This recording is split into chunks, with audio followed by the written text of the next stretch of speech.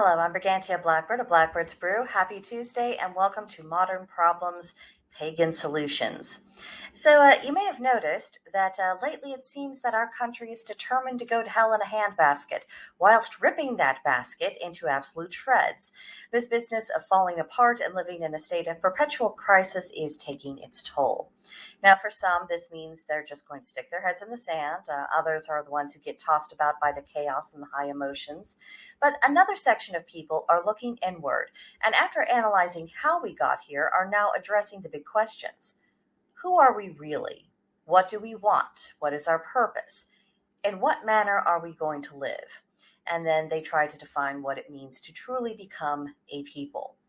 Human societies, large and small, have always undergone the process of coming together, thriving for a time, collapsing, and then reforming again in some fashion. That raises the question of what sort of things we can coalesce around as we find our footing and figure out on what basis we move forward. Because there will be forward motion, make no mistake, and if we don't make decisions and assert ourselves and stick together with the like-minded, the direction of the forward motion will be determined by other people, and it's quite likely to be people who are antagonistic towards us. So best we make our own choices.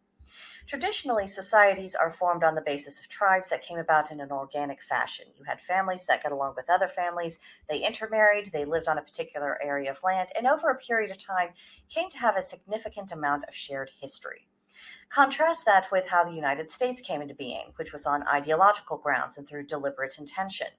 Add into the equation that the pagan resurgence in this country has touched people from every corner of the world, whose heritage may emanate from several different continents, and many people who have returned to pagan ways are a bit battered and bruised from that process, and they find it difficult to even entertain the idea of community, much less be part of the effort to create it.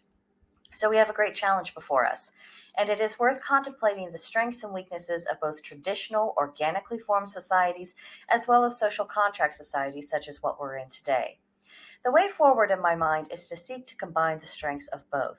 People are held together by commonalities, and in order for those commonalities to have weight, the commonalities must be meaningful and not just superficial things that can ultimately be deconstructed and dismissed. So consider this. What's stronger? A group of people who share the same opinion about something, or a group of people who live close by to each other and may have family ties, or a group of people who are like-minded in their worldview, share a geographical location, and have the bonds of either family or friendship. This idea of people being as different as possible from each other, somehow forming a better society that's superior in every way, that has been romanticized to the point of becoming a pathology. When we look at the results of that in practice, it becomes obvious that people who have little to nothing in common increases social tensions rather than alleviates them.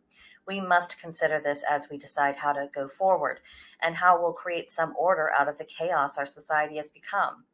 To whom do we feel emotionally bonded? On what basis?